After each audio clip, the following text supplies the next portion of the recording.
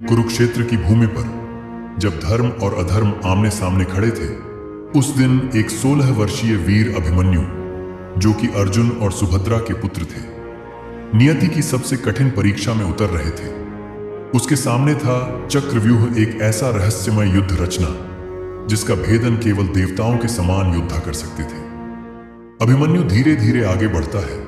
उसकी आंखों में आत्मविश्वास है, पीछे पांडवों की चिंतित दृष्टि।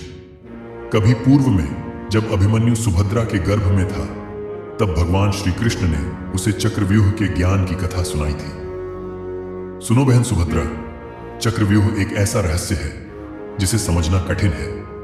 अगर तुम सुन रही हो तो तुम्हारा पुत्र भी इसे सुन रहा है। सुभद्रा मुस्कुराती है और अपनी कोख पर हाथ रखती है, संकेत है कि बालक गर्भ में सुन रहा है। जयद्रथ कौरवों का सेनापति वरदान के प्रभाव से पांडवों को रोकने में सफल रहा।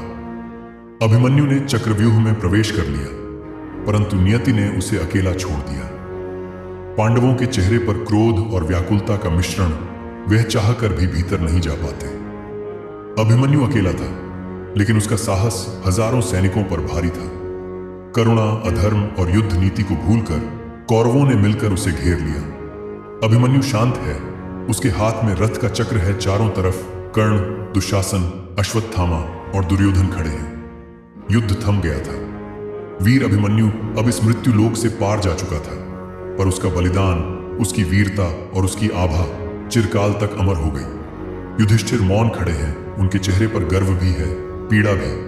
अभिमन्यु मरा नहीं था, वह अमर हुआ था, धर्म की धरती पर एक दीपक बनकर, जो अंधकार में भी दिशा दिखाता है।